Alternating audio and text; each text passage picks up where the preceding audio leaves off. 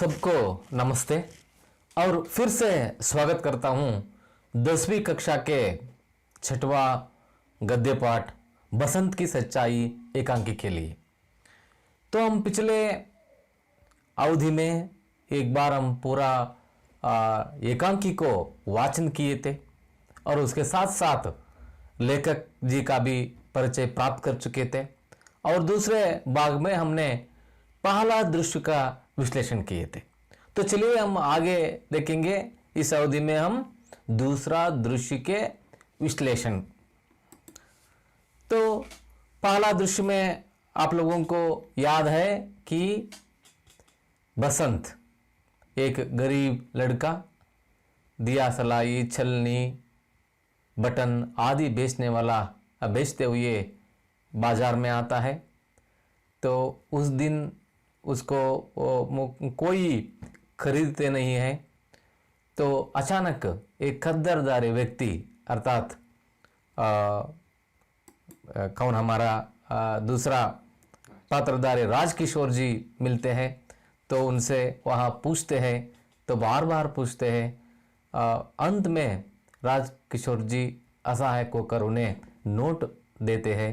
Note लेकर वहाँ बुनने के लिए बाजार के अंदर चले जाते हैं। तो 15-20 मिनट हो जाते हैं, फिर भी वह वापस नहीं आता है। तो राजकिशोर जी वहाँ पर इंतज़ार करते करते थक जाते हैं और आखिर वाहन से वह अपने घर चले जाते हैं। तो दूसरा दृश्य तो देखिए, दूसरा दृश्य में स्टेज पर जरा सा परिवर्तन के साथ पहले जैसा दृश्य। स्टेज ನಲ್ಲಿ ಸ್ವಲ್ಪವೇ ಪರಿವರ್ತನೆಯೊಂದಿಗೆ, ಅಂದರೆ ಮಾರ್ಕೆಟ್ನಷ್ಟು ಗದ್ದಲ ಇಲ್ಲ, ಪಕ್ಕದಲ್ಲಿ ಇರುವಂಥದ್ದು ಜರಾಸ ಪರಿವರ್ತನೆಗೆ ಸಾಥ್ ಸ್ವಲ್ಪವೇ ಬದಲಾವಣೆಯೊಂದಿಗೆ ಪಹಲೆ ಜೈಸಾ ದೃಶ್ಯ ಮೊದಲಿನಂಥದ್ದೇ ದೃಶ್ಯ ಇದೆ। ಏಕ್ ಓರ್ ಕಿಶನ್ಗಂಜ್ ಕಾ ಬೋರ್ಡ್ ಲಗಾ ಹುವಾ ಹೈ, ಒಂದು ಕಡೆಗೆ ಕಿಶನ್ಗಂಜ್ ಅನ್ನುವಂಥ ಹೆಸರನ್ನ ಬೋರ್ಡ್ ಅನ್ನು ಹಾಕಲಾಗಿದೆ ನೋಡಿ। ಇಲ್ಲಿ ಈ ಕಡೆ ಭಾಗದಲ್ಲಿ ಇದೆಯಲ್ಲ ಕಿಶನ್ಗಂಜ್, ಒಂದು ಆರೋ ಮಾರ್ಕ್ ಹಾಕಿರ್ತಾರೆ ಹಂಗೆ ಲೆಫ್ಟು ರೈಟು ಹಿಂಗೆ ನೀವು ಗಮನಿಸಿರ್ತೀರಿ। ಹಾಗೆ ಒಂದು ಬೋರ್ಡ್ನಲ್ಲಿ ಕಿಶನ್ಗಂಜ್ ಅಂತ ಬರೆಯಲಾಗಿದೆ। ನಿಮಗೆ ಆಗಲೇ ಗೊತ್ತಿದೆ ಕಿಶನ್ಗಂಜ್ ಅಂದರೆ ಒಂದು ಏರಿಯಾದ ಹೆಸರು, ರಾಜಕಿಶೋರ್ ಅವರು ವಾಸ ಮಾಡುವಂಥ ಏರಿಯಾದ ಹೆಸರಾಗಿತ್ತು। ಹಲ್ಕಾ ಶೋರ್ ಅಂದರೆ ಗದ್ದಲ ಇದೆ, ಆದರೆ ಜೋರ್ ಗದ್ದಲ ಇಲ್ಲ, ಧೀಮಿ ನಿಧಾನವಾದ ಗದ್ದಲ। ಹಲ್ಕ ಅಂದರೆ ಹಗುರವಾದ, ಲೈಟ್ ಅಂತ ಕರಿತೀವಲ್ಲ ಹಂಗೆ ಸ್ವಲ್ಪ ಗಲಾಟೆ ಇದೆ। ಅಂದರೆ ಸಂಧ್ಯಾ ಹೋಗೈ ಹೈ, ಸಂಜೆ ಆಗಿದೆ, ಈಗಾಗಲೇ ಸಂಜೆ ಆಗಿದೆ। ಲೋಗ್ ಘರೋಂ ಕಿ ಓರ್ ಲೌಟ್ ರಹೆ ಹೈ, ಜನ ಮನೆಗಳ ಕಡೆಗೆ ಹಿಂದಿರುಗ್ತಾ ಇದ್ದಾರೆ, ಕೆಲಸ ಮಾಡಿದ್ದಾರೆ ಸಾಕಾಗಿದೆ, ಅವರ ಧುನ್ನಲ್ಲೂ ಕೂಡ ಅಂತ ಉತ್ಸಾಹ ಇಲ್ಲ, ಮನೆ ಒದ್ರ ಸಾಕಾಗಿದೆ, ನೆಲ ಸಿಕ್ಕರು ಸಾಕಾಗಿದೆ ಅನ್ನುವಂಥ ಒಂದು ದೇಹದ ದಣಿವು ಜನಗಳ ಹತ್ರ ಸಾಮಾನ್ಯ ಸಂಜೆ ಇರ್ತದೆ। ಹಾಗಾಗಿ ಅಂಥ ಗಲಾಟೆ ಇಲ್ಲ, ಮೇಲಾಗಿ ಅದು ಬಾಜಾರ್ನಿಂದ ಸ್ವಲ್ಪ ದೂರ ಇರುವಂಥದ್ದು। ಉನ್ಹಿ ಮೇ ಏಕ್ ದುಬ್ಲಾ ಪತಲಾ ಲಡ್ಕಾ ಜಲ್ದಿ ಜಲ್ದಿ ಆತಾ ಹೈ, ಅವರಲ್ಲೇ ಜನ ಹೋಗಿ ಬರೋರಲ್ಲೇ ಒಬ್ಬ ದುಬ್ಲಾ ಪತಲಾ ಅಂದರೆ ತೆಳ್ಳನೆಯ ಬಹಳ ವೀಕ್ ಆಗಿರುವಂಥ ದುರ್ಬಲನಾದಂತಹ ಲಡ್ಕ ಜಲ್ದಿ ಜಲ್ದಿ ಆತಾ ಹೈ, ಅವನ ನಡಿಗೆನಲ್ಲಿ ವೇಗ ಕಾಣಿಸುತ್ತೆ, ಜಲ್ದಿ ವೇಗ ಕಾಣಿಸುತ್ತೆ, ಅಂದ್ರೆ ಅವನೇನೋ ಅವಸರದಲ್ಲಿ ಇದ್ದಾನೆ, ಬರ್ತಾ ಇದ್ದಾನೆ। ಯಾರವನು ನೋಡಿ ಮುಂದುವರೆದು, ವಹ ನಂಗೆ ಪೈರ್ ಹೈ, ಅವನು ಹೇಗಿದ್ದಾನೆ ಅಂದರೆ ನಂಗೆ ಪೈರ್ ಅಂದರೆ ಬರಿಗಾಲಲ್ಲಿದ್ದಾನೆ। ಕಪಡೆ ಫಟೆ ಹೈ, ಬಟ್ಟೆಗಳು ಹರಿದೋಗಿವೆ। ಆಯು ಲಗಭಗ್ 10 ವರ್ಷ ಹೈ, ಆಯು ವಯಸ್ಸು ಒಂದು ಲಗಭಗ್ ಸರಿಸುಮಾರು 10 ವರ್ಷ 10 ವರ್ಷ ಇರಬೇಕು। ನೆನಪು ಮಾಡ್ಕೊಳ್ಳಿ, ಹಿಂದೆ ಬಸಂತ 12 ವರ್ಷ ಹೆಚ್ಚು ಕಡಿಮೆ, ಅವನು ಕೂಡ ಇದೇ ಥರ ನಂಗೆ ಪೈರ್ ಕಪಡೆ ಫಟೆ ಹುಯ್ಯತೆ। ಉಸ್ಕಿ ಶಕಲ್ ಬಸಂತ್ ಸೆ ಮಿಲ್ತಿ ಹೈ, ಈ ಹುಡುಗನ ಶಕಲ್ ಅಂದರೆ ಮುಖಚರ್ಯೆ ಬಸಂತ್ ಸೆ ಮಿಲ್ತಿ ಹೈ ಅಂದರೆ ಬಸಂತನಂತೆಯೇ ಕಾಣುತ್ತದೆ, ಅಂದ್ರೆ ಅರ್ಥ ವಹ ಉಸ್ಕಾ ಛೋಟಾ ಬಾಯಿ ಪ್ರತಾಪ್ ಹೈ, ಅವನು ಈ ಹುಡುಗ ಯಾರಪ್ಪ ಅಂದರೆ ಅವನ ತಮ್ಮ ಛೋಟಾ ಬಾಯಿ। ನೋಡಿ ಹಿಂದಿಯಲ್ಲಿ ಕನ್ನಡದಲ್ಲಿ ಹೇಳಿದಂಗೆ ಅಣ್ಣ ತಮ್ಮ ಅನ್ನೋದಕ್ಕೆ ಸಪ್ರೇಟ್ ಆದ ಬೇರೆ ಆದ ಶಬ್ದಗಳಿಲ್ಲ। ಬಡೇ ಬಾಯಿ ಅಣ್ಣ, ಛೋಟಾ ಬಾಯಿ ತಮ್ಮ, ಹಾಗೆ ಬಡಿ ಬಹನ್ ಛೋಟಿ ಬಹನ್ ಅಕ್ಕ ತಂಗಿ। ಇದೇ ರೀತಿಯಲ್ಲಿ ಇಲ್ಲಿ ಛೋಟಾ ಬಾಯಿ ಪ್ರತಾಪ್ ಹೈ, ಇವನು ಪ್ರತಾಪನ ಪರಿಚಯ ಇಲ್ಲ ಆಗ್ತದೆ। आते जाते व्यक्ति उनसे कुछ पूछ रहा है, ಆ ಹುಡುಗ ಆತೆ ಜಾತೆ ಬರ್ತಾ ಇರುವಂತಹ ಹೋಗ್ತಾ ಇರುವಂತಹ ವ್ಯಕ್ತಿಗಳ ಹತ್ರ ಏನೋ ಕೇಳ್ತಾ ಇದ್ದಾನೆ ಅವನು. ಉಸ್ಕೆ ಮುಖ ಪರ್ ವ್ಯಗ್ರತಾ ಹೈ, ಅವನ ಮುಖದಲ್ಲಿ ಒಂಥರದ ವ್ಯಗ್ರತೆ, ಚಿಂತೆ ಕಾಡಿಸ್ತಾ ಇದೆ. ಆ ಮುಖ ಪ್ರಶಾಂತವಾಗಿಲ್ಲ, ಒಂದು ಏನೋ ಅವಸರದಲ್ಲಿದ್ದಾನೆ, ಏನೋ ಧಾವಂತಿಕೆ. ವ್ಯಗ್ರತ ಅಂದರೆ ಧಾವಂತಿಕೆ, ಏನೋ ಒಂಥರದ ಕಳವಳ ಅವನ ಮುಖದಲ್ಲಿ ಕಾಣಿಸುತ್ತೆ. ಇಲ್ಲಿ ನೋಡಿದ್ರಲ್ಲ, ಈ ಕಡೆ ಚಿತ್ರ ಇದೆಯಲ್ಲ, ಈ ಚಿತ್ರದಲ್ಲಿರುವಂಥವನೇ ಇವನು ಯಾರು? ಇವನು ಪ್ರತಾಪ್ ಬಸಂತನ ತಮ್ಮ. ನೋಡಿ ಅಲ್ಲಿ ಹೇಳಿದ ಹಾಗೆ ಅಂಗಿಗಳೆಲ್ಲ ಹರಿದೋಗಿದ್ದಾವೆ, ಅವನು ಬರಿಗಾಲಲ್ಲೇ ಇದ್ದಾನೆ. ವಯಸ್ಸವನಿಗೆ ಸುಮಾರು ಅಂದಾಜು 10 ವರ್ಷ ಇರ್ಬೋದು ಅಂತ. ಪ್ರಶ್ನೆ ಕೇಳ್ಬೋದು ಒಂದು, ಪ್ರತಾಪ್ ಕಾ ಹುಲಿಯಾ ಕಾ ವರ್ಣನ್ ಕೀಜಿ ಅಂತ. ಹುಲಿಯಾ ಅಂದ್ರೂ ಕೂಡ ಅವನ ಮುಖಚರ್ಯೆ, ಅವನ ದೇಹ ಸ್ವರೂಪ ಅಂತ. ಆವಾಗ ನೀವು बसंत 10 वर्ष का, लगभग 10 वर्ष का आयु का था, वहाँ नंगे पैर थे, अथवा उन जो कपड़े पहने थे वहाँ फटे हुए थे, इस तरह हम लिख सकते हैं. तो चलिए उसके बाद क्या है वार्तालाप देखेंगे. तो प्रताप, क्यों जी किशनगंज यही है ना? ಅವನು ಕೇಳ್ತಾನೆ ಯಾರನ್ನ ಒಬ್ಬನ, ಏನಣ್ಣ ಕ್ಯೋ ಜಿ ಅಂದರೆ ಗೌರವ ಸೂಚಕ ಶಬ್ದ. ನಾವು ಯಾರನ್ನಾದ್ರೂ ಸಹಾಯ ಕೇಳಬೇಕಾದ್ರೆ ಅವರು ಯಾರೇ ಆಗಿರಲಿ, ಹೊರಗಡೆ ಹೋದಾಗ ಅಣ್ಣ, ಅಪ್ಪ, ಸರ್ ಅಂತ ಉಚ್ಚಾರಣೆ ಮಾಡ್ತೇವೆ. ಹಾಗೆ ಕ್ಯೋ ಜಿ ಏನಣ್ಣ, ಕಿಶನ್ಗಂಜ್ ಯಹಿ ಹೈ, ಕಿಶನ್ಗಂಜ್ ಇದೆ ಅಲ್ವಾ ಅಂತ ಕೇಳ್ತಾನೆ. ಏಕ ವ್ಯಕ್ತಿ, ಆ ವ್ಯಕ್ತಿ ಇದ್ದನು, ಹಾಂ ಹೌದಪ್ಪ ಅಂತ ಹೇಳ್ತಾನೆ. ಪ್ರತಾಪ್, ಪಂಡಿತ್ ರಾಜ್ ಕಿಶೋರ್ ಕಹಾನ್ ಆತೆ ಹೈ? ಆಗ ಅವನು ಕೇಳ್ತಾನೆ, ಪಂಡಿತ್ ರಾಜ್ ಕಿಶೋರ್ ಇಲ್ಲಿ ಎಲ್ಲಿ ಇರ್ತಾರೆ ಸರ್ ಅಂತ ಕೇಳ್ತಾನೆ. ಏಕ ವ್ಯಕ್ತಿ, ಆ ವ್ಯಕ್ತಿ ಹೇಳ್ತಾನೆ, ಕೌನ್ ರಾಜ್ ಕಿಶೋರ್, ಯಾವ ರಾಜ್ ಕಿಶೋರಪ್ಪ ಅಂತ ಕೇಳ್ತಾನೆ. ಪ್ರತಾಪ್ ವಿವರಿಸಿ ಹೇಳ್ತಾನೆ. ಅವನಿಗೂ ಅವ್ರ ಬಗ್ಗೆ ಹೆಚ್ಚಿನ ಮಾಹಿತಿ ಇಲ್ಲ. ಅವ್ರ ಅಣ್ಣ ಹೇಳಿದ ಕೆಲವು ಶಬ್ದಗಳಿಂದ ಅವನನ್ನು ಗುರುಸುವಂಥ, ರಾಜ್ ಕಿಶೋರ್ ಅವರನ್ನು ಗುರುಸುವಂಥ ಪ್ರಯತ್ನವನ್ನು ಪ್ರತಾಪ್ ಮಾಡ್ತಾ ಇದ್ದಾನೆ. ಜೋ ಲೆಕ್ಚರ್ ದೇತೆ ಹೈ ಮಜ್ದೂರಂಗೆ ಬಸ್ತಿ ಮೇ ಜಾತೆ ಹೈ, ಅದೇ ಅಣ್ಣ, ಕೆಲವು ಕಡೆಗೆ ಲೆಕ್ಚರಿಂಗ್ ಕೊಡ್ತಾರಲ್ಲ, ಉಪನ್ಯಾಸ ಕೊಡ್ತಾರಲ್ಲ, ಭಾಷಣ ಮಾಡ್ತಾರಲ್ಲ. ಮತ್ತು ಅದೇ ಈ ಮಜ್ದೂರು ಅಂತಂದರೆ ಕೂಲಿಕಾರರು, ಶ್ರಮಿಕರು. ಆ ಶ್ರಮಿಕರ ಹಟ್ಟಿಗೆ ಹೋಗಿ, ಬಸ್ತಿ ಅಂದರೆ ಹಟ್ಟಿಗೆ ಹೋಗಿ ಅಥವಾ ಅವ್ರ ಏರಿಯಾಕ್ಕೆ ಹೋಗಿ ಅವರಿಗೆ ಸಹಾಯ ಮಾಡ್ತಾರೆ ಅಥವಾ ಅವರ ಪರವಾಗಿ ಮಾತಾಡ್ತಾರಲ್ಲ, ಅವರು ಅಂತ ಹೇಳ್ತಾನೆ. ಆಗ ಆ ವ್ಯಕ್ತಿ ಹೇಳ್ತಾನೆ, ಮೈ ನಹಿ ಜಾನ್ತ ಆಗೆ ಪೂಚು, ನನಗೆ ಗೊತ್ತಿಲ್ಲಪ್ಪ, ಮುಂದೆ ಕೇಳು ಅಂತ. ಹೇಳಿ ಮಾರ್ಕೆಟ್ ಅವನು ಇಲ್ವೋ ಗೊತ್ತಿಲ್ಲ, ಸರಿಯಾದ ಮಾಹಿತಿ ಅವನಿಗೆ ಇಲ್ಲ, ಹಾಗಾಗಿ ನನಗೆ ಗೊತ್ತಿಲ್ಲ, ಆಗೆ ಪೂಚು, ಮುಂದೆ ಕೇಳು ಅಂತ ಹೇಳ್ತಾನೆ. ಪ್ರತಾಪ್ ಆಗೆ ಬಡ್ ಜಾತಾ ಹೈ, ಪ್ರತಾಪ್ ಮುಂದುವರಿತಾನೆ, ಮುಂದಕ್ಕೆ ಹೋಗ್ತಾನೆ. ಅವರು ಏಕ್ ದೂಸರೆ ವ್ಯಕ್ತಿ ಸೆ ಪೂಚ್ತಾ ಹೈ, ಮತ್ತು ಇನ್ನೊಬ್ಬ ವ್ಯಕ್ತಿನನ್ನು ಪ್ರತಾಪ ಕೇಳ್ತಾನೆ. ಏನಂತ ಕೇಳ್ತಾನೆ? ಇದೇ ಪ್ರಶ್ನೆಯನ್ನು ಮತ್ತೆ ಕೇಳ್ತಾನೆ ಅವನು. ನೋಡಿ ಏನು ಕೇಳಿದವನು? ಪ್ರತಾಪ್, ಕ್ಯೂ ಜಿ पंडित राज किशोर कहाँ रहते हैं? ಏನಣ್ಣ, ಪಂಡಿತ್ ರಾಜ್ ಕಿಶೋರ್ ಅವರು ಎಲ್ಲಿರ್ತಾರೆ? ಆ ವ್ಯಕ್ತಿ, ಇನ್ನೊಬ್ಬ ವ್ಯಕ್ತಿ, ದೂಸರ ವ್ಯಕ್ತಿ ಹೇಳ್ತಾನೆ, ಕೌನ್ ಪಂಡಿತ್ ರಾಜ್ ಕಿಶೋರ್, ಯಾರಪ್ಪ ಪಂಡಿತ್ ರಾಜ್ ಕಿಶೋರ್ ಅಂದರೆ ಯಾರು? ವೇ ಜೋ ಮಜ್ದೂರ್ ಅಂಕೆ ನೇತಾ ಹೈ, ಅದೇ ಈ ಶ್ರಮಿಕರ ಕೂಲಿಕಾರರ ನೇತಾರ ಇದಾರಲ್ಲ, ಲೀಡರ್ ಇದಾರಲ್ಲ, ಅವರಾ ಅಂತ ಕೇಳ್ತಾನೆ. ಪ್ರತಾಪ್, ಹಾಂ ಹೌದು ಅವರೇ ಅಂತ ಹೇಳ್ತಾನೆ. ಆವಾಗ ದೂಸರ ವ್ಯಕ್ತಿ ಹೇಳ್ತಾನೆ, ಇಶಾರ ಕರಿಕೆ, ಇಶಾರ ಅಂದರೆ ಸನ್ನೆ ಮಾಡೋದು, ಸಂಕೇತ ಮಾಡೋದು. ಇಶಾರ ಕರಿಕೆ ಅಂದರೆ ಬೆರಳನ್ನು ತೋರಿಸ್ತಾ, ಉದರ್ಬೇಕು, ಆ ಕಡೆ ನೋಡಲಿ, ಗೋಲ್ ನೋಡಲಿ, ವಹ ನೀಲ ಪರ್ದಾಯಿನ, ಅಲ್ಲಿ ಆ ನೀಲಿ ಪರ್ದೆ ಇದೆಯಲ್ಲ. ಪ್ರತಾಪ್ ನೋಡ್ತಾನೆ, ಹೌದು ಇದೆ ಅಂತ. ದೂಸರ ವ್ಯಕ್ತಿ ಹೇಳ್ತಾನೆ, ಬಸ್ ವೇ ವಹಿ ರಹತೆ ಹೈ, ಸರಿ ಅವರು ಅಲ್ಲೇ ಇರ್ತಾರೆ ನೋಡಪ್ಪ, ಅದೇ ಅವರ ಮನೆ, ವಹಿ ರಹತೆ ಹೈ, ಅಲ್ಲೇ ಇರ್ತಾರೆ. ವ್ಯಕ್ತಿ ಆಗೆ ಬಡ್ ಜಾತಾ ಹೈ, ಅಷ್ಟೇ ಹೇಳಿ ಅವನು ಮುಂದಕ್ಕೆ ಹೋಗ್ತಾನೆ. ಪ್ರತಾಪ್ ನೀಲೆ ಪರ್ದೆ ವಾಲೆ ಮಕಾನ್ ಕೆ ಸಾಮ್ನೆ ಜಾಕರ್ ಪುಕಾರ್ತಾ ಹೈ, ಪ್ರತಾಪ್ ಅಲ್ಲಿ ಆ ನೀಲಿ, ಅವನು ಹೇಳಿದಂತಹ ಗುರುಸಿದಂತಹ ನೀಲಿ ಪರ್ದೆ ಇರುವಂತಹ ಆ ಮನೆಯ ಮುಂದೆ ಹೋಗಿ, ಸಾಮ್ನೆ ಮುಂದೆ ಹೋಗಿ, ಜಾಕರ್ ಪುಕಾರ್ತಾ ಹೈ ಅಂದರೆ ಕೂಗ್ತಾನೆ, ಕರಿತಾನೆ ಅವ್ರನ್ನ. ಯಾರನ್ನು ಕರಿತಾನೆ ನೋಡಲಿ, ಏನು ಕರಿತಾನೆ ಅಂತೇಳಿ. ಬಸಂತ್, ರಾಜ್ ಕಿಶೋರ್ ಜಿ, ಪಂಡಿತ್ ರಾಜ್ ಕಿಶೋರ್ ಜಿ ಅಂದರೆ ಹೊರಗೆ ಯಾರೂ ಇಲ್ಲ. ಈ ಧ್ವನಿನಲ್ಲೇ ಗೊತ್ತಾಗುತ್ತೆ, ಅವನಿಗೆ ಕಣ್ಣಿಗೆ ಕಾಣಿಸ್ತಿಲ್ಲ, ಆ ವ್ಯಕ್ತಿ ಒಳಗಿದ್ದಾನೆ, ಇವನು ಹೊರಗಿನಿಂದ ಕೂಗ್ತಾ ಇದ್ದಾನೆ. ರಾಜ್ ಕಿಶೋರ್ ಸರ್, ಪಂಡಿತ್ ರಾಜ್ ಕಿಶೋರ್ ಸರ್, ಅಂದರ್ ಸೆ ಆವಾಜ್ ಆತಿ ಹೈ, ಒಳಗಿನಿಂದ ಧ್ವನಿ ಬರುತ್ತೆ. ಈ ಮಾತನ್ನು ಕೇಳಿ ಆವಾಜ್ ಆತಿ, ರಾಜ್ ಕಿಶೋರ್ ಹೇಳ್ತಾರೆ, ಕೌನ್, ಯಾರಪ್ಪ?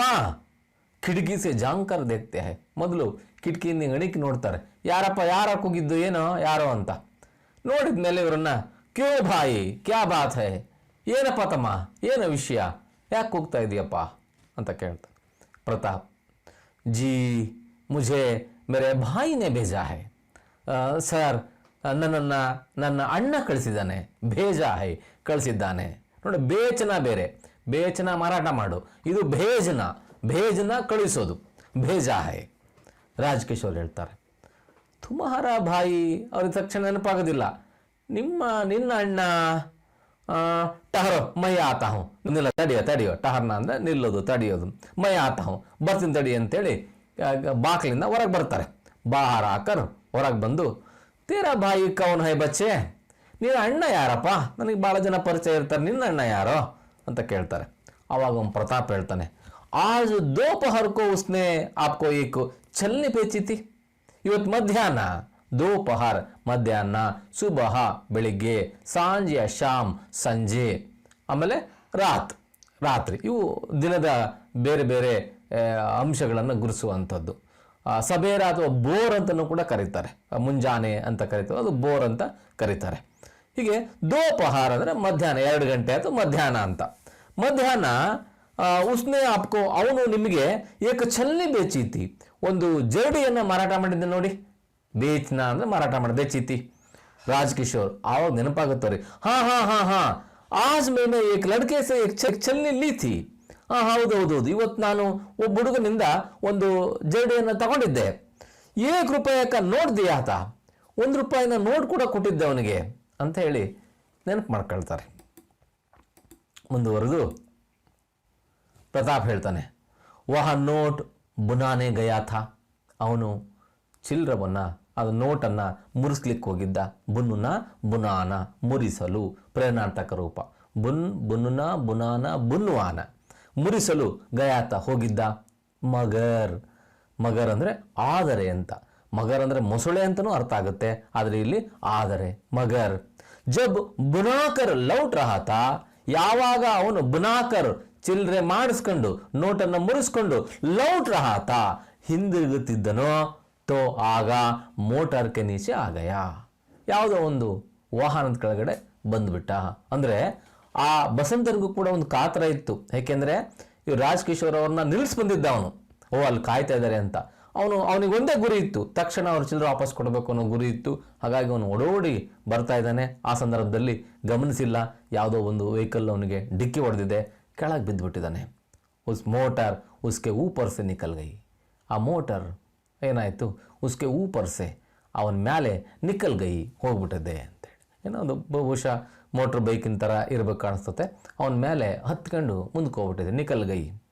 ರಾಜಕಿಶೋರ್ ಅಚರಜ್, ಅವ್ರಿಗೆ ಆಶ್ಚರ್ಯ ಆಗುತ್ತೆ, ಕ್ಯಾ ಮೋಟರ್ ಉಸ್ಕೆ ಊಪರ್ ಸೆ ನಿಕಲ್ ಗೈ, ರಿಪೀಟ್ ಮಾಡ್ತಾರೆ ಅವರು.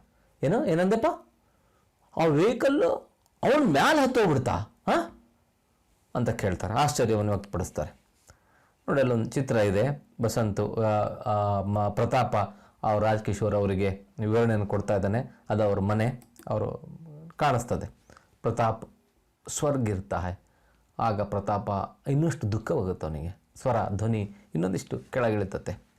ಉಸ್ಕಾ ಸಾಮಾನ್ ಪೈಸೆ ಸಬ್ ಬಿಖರ್ ಗಯೆ, ಅವನ ಆ ವಸ್ತುಗಳು ಏನು ಮಾರಾಟ ಮಾಡಲಿಕ್ಕೆ ಆ ಜರಡಿ, ದಿಯಾ ಸಲಾಯಿ, ಬಟನ್ಸ್ ಏನು ಇಟ್ಕೊಂಡಿದ್ನಲ್ಲ ಹುಡುಗ, ಅವೆಲ್ಲ ಬಿಖರ್ ಗಯೆ, ಎಲ್ಲ ಚಲ್ಲಾಪಿಲ್ಲಿ ಆಗೋದು, ಬಿಖರ್ ಜಾನ ಚಲ್ಲಾಪಿಲ್ಲಿ ಆಗೋದು, ಹರಡೋದು, ಆಕ್ಸಿಡೆಂಟಿನ ಹೊಡೆತಕ್ಕೆ ಅವೆಲ್ಲ ಚಲ್ಲಾಪಿಲ್ಲಿ ಆದವು.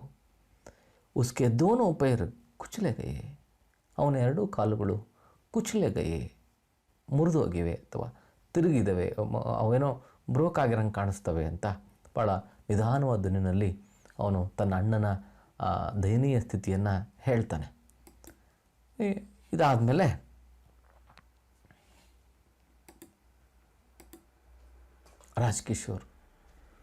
ರಾಜಕಿಶೋರ್ಗೆ ಇದನ್ನು ಕೇಳಿ ಭಯ ಆಗುತ್ತೆ. ಅರೆ ಅಂತ, ಪೈರ್ ಕುಚಲೆ ಗಯೆ, ಅವ್ರಿಗೂ ಉದ್ಗಾರ ಮಾಡ್ತಾರೆ, ಪೈರ್ ಕುಚಲೆ ಗಯೆ, ಕಾಲು ಮುರಿದೋಗಿದವ. ಪ್ರತಾಪ್ ರುವಾಸ ಅಳುತ್ತಾ ಹೇಳ್ತಾನೆ, ಜಿ ಹಾಂ, ಹೌದು ಸರ್, ಹೌದು. ಅವ್ರು ಇಸ್ಲಿಯೇ ವಹ ಆಪ್ಕೆ ಪಾಸ್ ನಾ ಸಕ, ಮತ್ತು ಈ ಕಾರಣಕ್ಕಾಗಿಯೇ ಅವನು ನಿಮ್ಮ ಬಳಿ ಬರಲಿಕ್ಕೆ ಆಗಲಿಲ್ಲ ಸರ್. ಅವನು ವಹ ಬೇಹೋಶ್ ಹೋಗಯಾತ, ಅವನು ಪ್ರಜ್ಞೆ ತಪ್ಪಿತ್ತು ಅವನಿಗೆ, ಬೇಹೋಶ್ ಅವನ, ಹೋಶ್ ಪ್ರಜ್ಞೆ, ಬೇಹೋಶ್ ಪ್ರಜ್ಞೆ ತಪ್ಪು, ಎಚ್ಚರ ಇರಲಿಲ್ಲ ಅವನಿಗೆ, ಎಚ್ಚರ ತಪ್ಪಿತ್ತು. ಬಡೀ ಮುಷ್ಕಿಲ್ ಸೆ, ಬಹಳ ಕಷ್ಟಪಟ್ಟು ಉಸೆ ಘರ್ ಲೇ ಗಯೆ, ಅವನನ್ನು ಮನೆಗೆ ತಗೊಂಡು ಹೋದ್ವಿ. ಬಡೀ ದೇರ್ ಮೇ, ಬಹಳ ಹೊತ್ತಿನ ನಂತರ ಮನೆಗೆ ತಗೊಂಡೋಗಿ ಬಹಳ ಹೊತ್ತಿನ ನಂತರ ಜಬ್ ಉಸೆ ಓಶ್ ಆಯ, ಯಾವಾಗ ಅವನಿಗೆ ಜ್ಞಾನ ಬಂತೋ, ಪ್ರಜ್ಞೆ ಬಂತೋ, ಉಸ್ನೆ ಮುಜೆ, ಅವನು ನನಗೆ ಆಪ್ಗೆ ಪೈಸೆ ಲೌಟಾನೆ ಕೆ ಲಿಯೆ, ನಿಮ್ಮ ದುಡ್ಡನ್ನು ಹಿಂದಿರುಗಿಸ್ಲಿಕ್ಕೆ ಕಹಾ, ಹೇಳ್ದ. ನೋಡಿ ಎಂಥ ಅಮೂಲ್ಯವಾದ ಮಾತು. ಆಕ್ಸಿಡೆಂಟ್ ಆಗಿದೆ, ಅವನ ಕಾಲು ಮುರಿದೋಗಿದ್ದಾವೆ ಎರಡೂ ಕೂಡ, ಪ್ರಜ್ಞೆ ಇರಲಿಲ್ಲ. ಪ್ರಜ್ಞೆ ಬಂದ ತಕ್ಷಣಕ್ಕೆ ಮಾಡಿದ ಮೊದಲ ಕೆಲಸ ಏನಪ್ಪ ಅಂದರೆ ಅವನಿಗೆ ದುಡ್ಡು ವಾಪಸ್ ಕೊಡಬೇಕು ಅನ್ನೋದು. ಎಂಥ ಅಮೂಲ್ಯವಾದಂಥ ಗುಣ ಅವನಿಗೆ, ಎಂಥ ಪ್ರಾಮಾಣಿಕತೆ ಅನ್ನೋದನ್ನು ಗೊತ್ತಾಗುತ್ತೆ ಇದರಿಂದ. ಅವನು ತಮ್ಮನಿಗೆ ಹೇಳ್ತಾನೆ, ಹೋಗಪ್ಪ ಮೊದಲು ದುಡ್ಡು ವಾಪಸ್ ಕೊಟ್ಟು ಬರೋಗು ಅಂತ. ಮೈ ಆಪ್ಗೆ 14.5 ಆನೆ ಲಾಯ ಹೂँ, ನಾನು ನಿಮ್ಮ ಆ ಉಳಿದಂಥ ಹಣ ಇದೆಯಲ್ಲ, 14.5 ಆನೆ ಇದೆಯಲ್ಲ, ಅಂದರೆ 14 ಆಣೆ ಇದೆಯಲ್ಲ, ಅದನ್ನು ನಾನು ತಗೊಂಡು ಬಂದಿದ್ದೀನಿ ಅಂತ ಹೇಳ್ತಾನೆ. ನೋಡಿ, ಇಲ್ಲೊಂದು ಸುಮ್ಮನೆ ಸಾಂದರ್ಭಿಕವಾದಂಥ ಒಂದು ಚಿತ್ರವನ್ನು ಇಲ್ಲಿ ಬಳಸಲಾಗಿದೆ. ಯಾರೋ ಒಬ್ಬ ಹುಡುಗ ಹೆಚ್ಚು ಕಡಿಮೆ ಅದೇ ವಯಸ್ಸಿನೂ ಇರೋಂಗೆ ಕಾಣಿಸ್ತಾನವನು, ಬಸಂತನ ವಯಸ್ಸಾನೆ, ಕೈ ಕಾಲುಗಳು ಮುರಿದೋಗಿದ್ದಾವೆ, ಬ್ಯಾಂಡೇಜ್ ಕಟ್ಟಿದ್ದಾರೆ, ಹಾಸ್ಪಿಟ್ಲಲ್ಲಿ ಇಲ್ಲಿದ್ದಾನೆ ಅವನು. ಇಂಥದ್ದೇ ಸ್ಥಿತಿ ಬಹುಶಃ ಬಸಂತಂದು ಕೂಡ ಇರಬೇಕು ಕಾಣಿಸ್ತದೆ. ನೋಡಿ ಇಲ್ಲಿ 14.5 ಆನೆ ಅಂತ ಹೇಳಿದರೆ ಎಷ್ಟಲ್ಲಿ 14.25 ಆನೆ ಅಂದರೆ ಒಂದು ಆನೆಗೆ 6.25 ಪೈಸೆ ಆಗುತ್ತೆ. ಅಲ್ಲಿಗೆ 87 ಪೈಸೆ 87.81 ಪೈಸೆ ದುಡ್ಡಾಗುತ್ತೆ ಒಂದು ಜರಡಿಗೆ. ಹೀಗೆ ಅವನು ಪ್ರತಾಪ ತನ್ನ ಅಣ್ಣನ ದುಸ್ಥಿತಿಯನ್ನು ಅಲ್ಲಿ ಹೇಳ್ತಾನೆ. ಅವನು ಅದು ನೆನಪು ಮಾಡ್ಕೊಂಡು ಭಾವುಕನಾಗಿ ಅಳ್ತಾ ಇದ್ದಾನೆ. ರಾಜಕಿಶೋರ್ ಖೋಯಾ ಖೋಯಾ, ರಾಜಕಿಶೋರ್ ಇದನ್ನು ಕೇಳಿ ಖೋಯಾ ಖೋಯಾ ಅಂದರೆ ಅವರು ಕಳೆದೋಗ್ಬಿಡ್ತಾರೆ. ಅಂದರೆ ಅವ್ರಿಗೆ ನಂಬಲಿಕ್ಕೆ ಸಾಧ್ಯ ಇಲ್ಲ ಇಂಥ ಒಬ್ಬ ಹುಡುಗಿರ್ತಾನೆ ಅಂತೇಳಿ. ನಾವು ನೀವಾಗಿದ್ದೇನೆ ಹೇಳ್ತಿದ್ವಿ ಏನಾರು ಕೇಳಕ್ಕೆ ಬಂದರೆ, ಅಯ್ಯೋ ಹೋಗ್ರಿ, ನನ್ನ ಜೀವ ಉಳಿದ್ರೆ ಸಾಕಾಗೈತೆ, ನಿಮ್ಮ ದುಡ್ಡು ಯಾವನೇ ಬೇಕಾಗಿದೆ, ಇವ್ರು ಕೊಡ್ತಿರಲಿಲ್ಲ ನಾನು ಅಂತ ಹೇಳ್ತಿದ್ವಿ. ಇವ್ರು ಕೇಳಕ್ಕೆ ಹೋಗಿದ್ರು ಕೂಡ. ಆದರೆ ಆ ಹುಡುಗ ಏನು ಮಾಡಿದ್ದಾನೆ, ಅಷ್ಟೆಲ್ಲ ನೋವಾದರೂ ಕೂಡ ಪ್ರಜ್ಞೆ ಬಂದ ತಕ್ಷಣಕ್ಕೆ ದುಡ್ಡನ್ನು ವಾಪಸ್ ಕೇಳಿದ್ದಾನೆ. ಒಂಥರ ಎಂದೂ ಕೇಳರಿಯದ ಕಂಡರಿಯದ ಘಟನೆಯನ್ನು ಕಂಡಂಗೆ ಕೇಳಂಗೆ ರಾಜ್ಕಿಶೋರ್ಗಾಗಿದೆ. ಇಂಥವ್ರನ್ನ ಭಾಳ ಜನ ನೋಡಿದ್ದಾರೆ ರಾಜ್ಕಿಶೋರ್, ಆದರೆ ಇಂಥ ಬಾಲಕನನ್ನು ಅವ್ರು ನೋಡಿರಲಿಲ್ಲ. ಹಾಗಾಗಿ ಖೋಯಾ ಖೋಯಾ ತಮಾಟಿಗೆ ತಾವೇ ಕಳೆದೋಗ್ಬಿಡ್ತಾರೆ. ಮೇರೆ 14.5 ಆನೆ ಲಾಯವು, ವಾಪಸ್ ಕೇಳ್ತಾರೆ. ನನ್ನ 14.25 ಆಣೆ ವಾಪಸ್ ತಂದಿದೀಯಪ್ಪ, ನೀನು ವಾಪಸ್ ತಗೊಂಬಂದಿದ್ದೀಯಾ? ಉಸ್ನೇ ಬೇಜೆ ಹೇ, ಅವನು ಕಳಿಸಿದ್ನ ನಿನಗೆ. ಲೇಕಿನ್ ಬಚ್ಚೆ ವಹ ಅಬ್ ಕಹಾ ಹೈ, ಆದರೆ ಮಗು ಈಗ ಅವನು ಎಲ್ಲಿದ್ದಾನೆ? ಈಗ ವಹ ಕಹಾ ಹೈ, ಎಲ್ಲಿದ್ದಾನೆ? ಪ್ರತಾಪ್ ಘರ್, ಮನೆಯಲ್ಲಿ. ರಾಜ್ಕಿಶೋರ್ ಘರ್ ಮೇ ಕೌನ್ ಹೈ, ಮನೆಗೆ ಯಾರಿದ್ದಾರಪ್ಪ? ಪ್ರತಾಪ್ ಕೋಯಿ ನಹಿ, ಯಾರು ಇಲ್ಲ. ಮತ್ತೊಂದು ಶಾಕ್ ಆಗುತ್ತೆ ಇವರಿಗೆ. ರಾಜ್ಕಿಶೋರ್ ಕೋಯಿ ನಹಿ, ಯಾರು ಇಲ್ವಾ ಮನೆಯಲ್ಲಿ? ಅಷ್ಟು ಆಕ್ಸಿಡೆಂಟ್ ಆಗಿದೆ, ಮನೆಗಿದೆ ಅಂತೀರಿ, ಮನೆ ನೋಡ್ಕೊಳ್ಳೋಕೆ ಯಾರು ಇಲ್ಲ ಅಂತಂದರೆ ಇವ್ರಿಗೆ ಮತ್ತಷ್ಟು ದಿಗ್ಭ್ರಮೆ ಆಗುತ್ತೆ. ಪ್ರತಾಪ್ ಜಿ ಹಾಂ, ಹೌದು ಸರ್, ಮೈ ಅವ್ರ ಮೇರಾ ಭಾಯಿ, ನಾನು ಮತ್ತು ನನ್ನ ಅಣ್ಣ, ಹಮ್ ದೋನೋ ಭೀಕು ಅಹೀರ್ಕೆ ಘರ್ ಮೇ ರಹತೆ ಹೇ. ನೋಡಿ, ಇದು ವಿಶಿಷ್ಟವಾದ ತಿರುವು ಅಂತಂದರೆ ಇವ್ರಿಗೆ ಸ್ವಂತ ಮನೆ ಇಲ್ಲ. ಭೀಕು ಅಹೀರ್, ಭೀಕು ಅಂದರೆ ಭಿಕ್ಷುಕ, ಅಹೀರ್ ಗೊಲ್ಲ, ಯಾರೋ ಭಿಕ್ಷುಕ, ಅವನೇ ಭಿಕ್ಷೆ ಮಾಡ್ತಾ ಇದ್ದಾನೆ, ಅವ್ರ ಮನೆಗೆ ಇವ್ರು ಇರ್ತಾರೆ ಅಂದರೆ ಎಂತಹ ದುಸ್ಥಿತಿನಲ್ಲಿ ಇವ್ರಿಗಿದ್ದಾರೆ ಅಂತ ನೀವು ಕಲ್ಪನೆ ಮಾಡ್ಕೊಳ್ಳಿಕ್ಕೆ ನೋಡಿ ನೀವು. ಹಾಗೆ ಇದನ್ನೆಲ್ಲ ನೆನೆಸ್ಕೊಂಡು ರಾಜ್ಕಿಶೋರು ಇನ್ನಷ್ಟು ಭಾವುಕರಾಗ್ತಾರೆ. ಅಂದರೆ ಇವರು ಪೂರ್ತಿ ಚಿತ್ರಣ ಗೊತ್ತಾಯಿತು. ಅಣ್ಣ ತಮ್ಮ ಇದ್ದಾರೆ, ಮನೆಯಾಗೆ ಯಾರೂ ಇಲ್ಲ. ಅವ್ನು ಯಾಕೆ ಹಂಗೆ ಒದ್ದಾಡ್ತಿದ್ದ ಅಂದರೆ ಅವತ್ತಿನ ಊಟಕ್ಕೆ ಗತಿ ಇರಲಿಲ್ಲ. ಒಂದರ ತಗೊಳ್ರಿ ಅಂತ ಇವ್ರನ್ನ ಕಾಡಿಸಿದ ಬಿಡಿಸಿದ. ಅಷ್ಟು ನಡುವೆನೂ ಇವರು 2 ಪೈಸೆ ಕೊಡೋಕೆ ಹೋದರೆ ಬೇಡ ಸರ್, ನನಗೆ ಭಿಕ್ಷೆ ಬಿಡಲ್ಲ ಅಂತಾನೆ. ಈಗ ವಾಪಸ್ ದುಡ್ಡು ಕಳಿಸಿದ್ದಾನೆ. ಎಂತಹ ಒಂದು ಅಮೂಲ್ಯವಾದಂತಹ ವ್ಯಕ್ತಿತ್ವ ಆ ಹುಡುಗನದು ನೋಡಿ. ಬೇಕಾದಷ್ಟು ಬುದ್ಧಿವಂತರು ನೀವು ಹುಡುಗರು ಇರ್ಬೋದು, ಶ್ರೀಮಂತರು ಇರ್ಬೋದು, ಬಡತನವೂ ಇರ್ಬೋದು, ಆದರೆ ಇವುಗಳೆಲ್ಲವುಗಳ ನಡುವೆ ಇಂತಹ ಅಮೂಲ್ಯ ಗುಣ ಇದೆಯಲ್ಲ, ಇದೇ ಈ ಪಾಠದ ಸಾರಾಂಶ. ಈಮಾನ್ದಾರಿ, ಪ್ರಾಮಾಣಿಕತೆ, ಶ್ರದ್ಧೆ, ಇಡೀ ಕತೆ ಘಟನೆ ಅಥವಾ ಆ ಜೀವದ್ರವ್ಯ ಈ ಮಾತಿನಿಂದ ಸುತ್ತಮುತ್ತನೇ ಇರುವಂಥದ್ದು. ಮುಂದೆ ನೋಡಲ್ಲೊಂದು 2 ಚಿತ್ರಗಳು ಸಾಂಕೇತಿಕವಾಗಿ ಬಳಸಿದ್ದೇನೆ. ಒಬ್ಬ ಭಿಕ್ಷುಕ, ಬೀಕು ಅಹೀರ್ ಕೆಗ್ಗರ್ ಅಂತಿದೆಯಲ್ಲ, ಹೌದು, ಅವ್ನ ಮನೆ ಅಂತ ಇಟ್ಕೊಳ್ಳೋಣ ನಾವು. ಒಂದು ಸಾಂದರ್ಭಿಕ ಚಿತ್ರ ಈ ಕಡೆ ಪಕ್ಕದಾಗಿರೋದು ಎಲ್ಲ ಗೋಡೆ ಎಲ್ಲ ಹರಿದು ಹೋಗಿದೆ. ಭಿಕ್ಷುಕರು ಮೊದಲೇ ಪಾಪ ಅವತ್ತಿಂದ ಒಂದು ಊಟ ಸಿಕ್ಕರೆ ಸಾಕಾಗೈತೆ, ಅಂಥದ್ರಾಗಿ ಮನೆ ಅವನ್ನೆಲ್ಲ ನೀಟಾಗಿ ಇಟ್ಕೊಳ್ಳೋಕ್ಕಾಗೋದಿಲ್ಲ ಅವರು. ಅಂಥ ಮನೆಯಲ್ಲಿ ಇವರು ಇದ್ದಾರೆ. ಅವನು ಯಾರೋ ದಯಾಳು, ಇರ್ರಪ್ಪ ನಮ್ಮಂಗೆ ನೀವು ಅಂತೇಳಿ ಅನುಕೂಲ ಅವಕಾಶ ಮಾಡಿಕೊಟ್ಟಿರ್ಬೇಕು ಕಾಣಿಸ್ತತೆ. ಅವರಿಬ್ಬರು ಪ್ರತಾಪ ಮತ್ತು ಬಸಂತ बीको अहीर के घर में रहते थे. बीको प्रताप और बसंत कहाँ रहते थे? बीको अहीर के घर में रहते थे. ರಾಜ್ಕಿಶೋರ್ ಮುಂದುವರೆದು ಕೇಳ್ತಾರೆ, ತುಮಾರೆ ಮಾ ಬಾಪ್ ಕ್ಯಾ, ಇಷ್ಟೆಲ್ಲ ಹೇಳಿದ್ಮೇಲೆ ಒಂದು ಅಂದಾಜು ಬರುತ್ತೆ ಅವರಿಗೆ. ಏನಪ್ಪ ನಿಮ್ಮ ಅಪ್ಪ ಅಮ್ಮ ಏನು ಸತ್ತೋಗಿದ್ದಾರಾ ಅಂತ ಕೇಳ್ತಾನೆ. ಕೇಳಲ್ಲ, ಅದು ಬಾಯ್ಬಿಟ್ಟು ಹೇಳಲ್ಲ ಅವನು. ಅವಾಗ ಅರ್ಥ ಆಗುತ್ತೆ ಅವನಿಗೆ, ಪ್ರತಾಪ್ಗೆ. ರೋ ಪಡ್ತಾ ಹೈ, ಅವನು ಅಳುತ್ತಾನೆ. ಯಾರು? ಪ್ರತಾಪ್. ಮೇಲೆ ಮೇಲೆ ದುಃಖ ಸಂಗತಿ ಹೇಳಬೇಕಾಗಿ ಬಂದಿದೆ, ಅವನ ದುರಾದೃಷ್ಟ.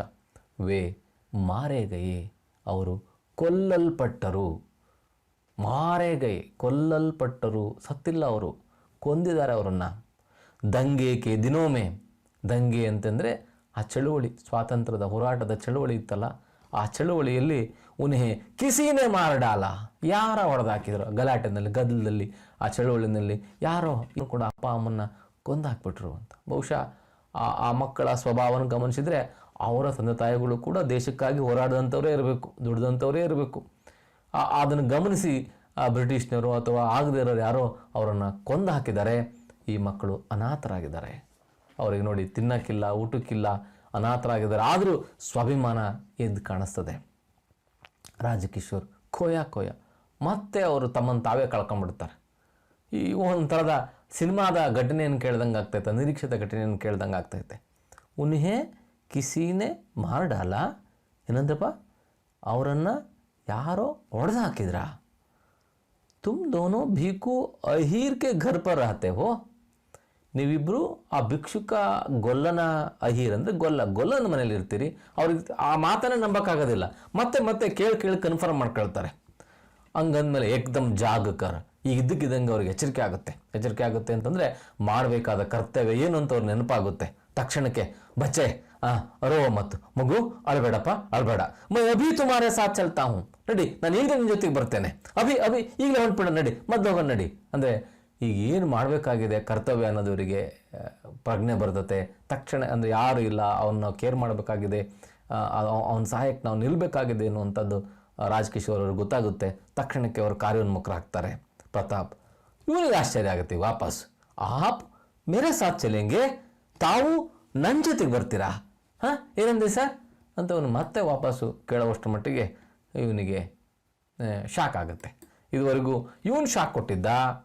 ಈಗ ರಾಜಕಿಶೋರ್ ಅವ್ರ ವರ್ತನೆಯಿಂದ ಇವನಿಗೆ ಒಂದು ಶಾಕ್, ಅಂದರೆ ಒಂದು ನಂಬಲಿಕ್ಕೆ ಸಾಧ್ಯವಿಲ್ಲದೆ ಇರುವಂಥ ಒಂದು ಮಾನವೀಯ ಅಂತಃಕರಣ. ಸಾಮಾನ್ಯವಾಗಿ ಎಲ್ಲ ಕಡೆ ಕಾಣಿಸೋದಿಲ್ಲ ಇವು. ರಾಜಕಿಶೋರ್ ಹೇಳ್ತಾರೆ, ಅಭಿ ಚಲೋ, ಹೌದಪ್ಪ, ಯಾಕೆ ಅನುಮಾನನ, ನಡಿ ಈಗಲೇ ಹೋಗೋಣ. ಹಾಗೆ ಬಿಡುತ್ತೆ, ಅವರೇ ಮುಂದಕ್ಕೆ ಬರ್ತಾರೆ, ನಡಿ ಬಾಬಾ ಹೋಗೋಣ ಅಂತ. ಪರ ಆದರೆ ಒಂದು ಮಾತು, ತುಮಾರ ಘರ್ ಕಹಾ ಹೈ, ನಿನ್ನ ಮನೆ ಎಲ್ಲಿದೆಯಪ್ಪ ಅಂತ ಕೇಳ್ತಾರೆ. ಪ್ರತಾಪ್ ಹೇಳ್ತಾನೆ, ಅಹೀರ್ ಕೆ ಟಿಲೆ ಮೇ, ಆ ಗೊಲ್ಲರು ಓಣೆಯಲ್ಲಿ ಸರ್. ಗೊಲ್ಲರು ಓಣೆ ಅಂತಲ್ಲ, ಟಿಲಾ ಅಂದರೆ ಓಣಿ, ಗೊಲ್ಲರು ಬೀದಿ, ಗೊಲ್ಲರು ಓಣೆನಲ್ಲಿದೆ ಸರ್.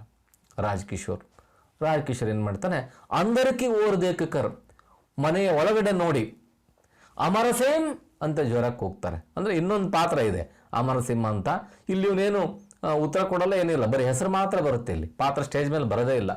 ಅಮರಸಿಂಹ ಮೈ ಅಹೀರ್ ಟಿಲಾ ಜಾ ರಹಾ ಹೂँ, ನೋಡಪ್ಪ ನಾನು ಆ ಗೊಲ್ಲರು ಓಣಿಗೆ ಹೋಗ್ತಾ ಇದ್ದೀನಿ.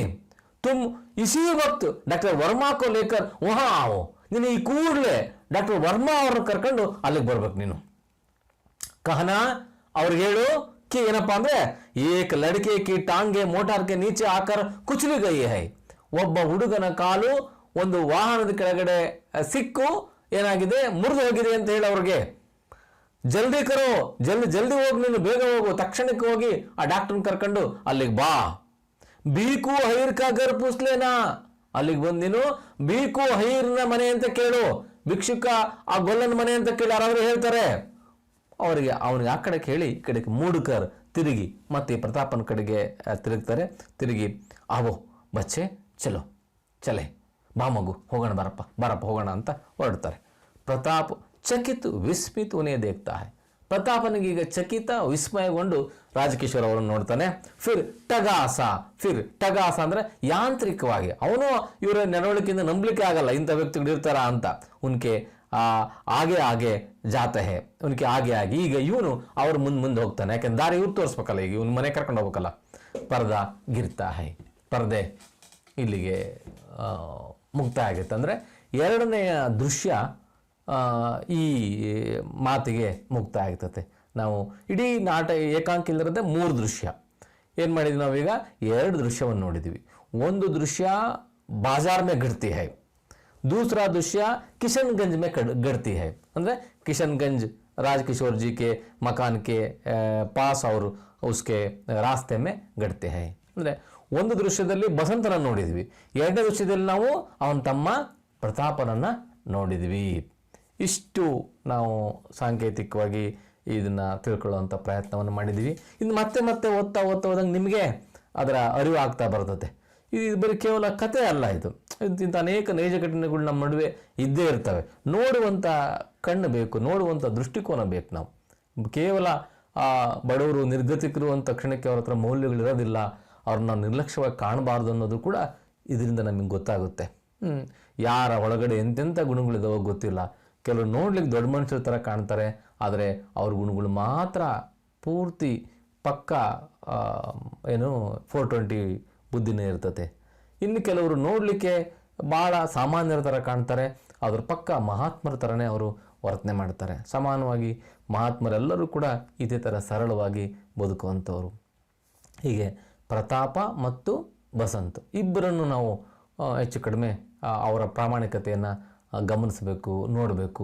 ಅವನು ಅಣ್ಣ ಕಳಿಸ್ಕೊಟ್ಟ ಅಂತ ತಕ್ಷಣಕ್ಕೆ ಒಂದು ತಮ್ಮ ತಂಕೆಲ್ಲರೂ ಬಂದು ಅವನು ಹೇಳ್ಬೋದೇ ಇರಲಿ ಬಿಡು ಅವ್ರದ್ದೇನು ಆಮೇಲೆ ನೋಡ್ಕೊಳ್ಳೋಣಂತೆ, ಮೊದಲು ನಿನ್ನ ನೋಡು ಅಂತ ಹೇಳ್ಬೋದಾಗಿತ್ತು. ಇವನು ಕೂಡ ಅಣ್ಣನ ಮಾತಿಗೆ ಮರ್ಯಾದೆ ಕೊಟ್ಟು ತಕ್ಷಣಕ್ಕೆ ಹುಡುಕೊಂಡು ಬಂದು ಗೊತ್ತಿಲ್ಲದ್ರು ಕೂಡ ಇವ್ರನ್ನ ಕೇಳ್ಕೊಂಡು ಖಚಿತಪಡಿಸ್ಕೊಂಡು ಅವ್ರಿಗೆ ಹಣವನ್ನು ವಾಪಸ್ ಕೊಡಲಿಕ್ಕೆ ಬಂದಿದ್ದಾನೆ. ಈಗ ನಾವು ಬಸಂತ ಮತ್ತು ಪ್ರತಾಪ ಇವರಿಬ್ಬರ ಕ್ಯಾರೆಕ್ಟರ್ಗಳನ್ನು ನಾವು ಗಮನಿಸಿದ್ವಿ. ಇಷ್ಟು ಈ ಅವಧಿಗೆ ಇರಲಿ.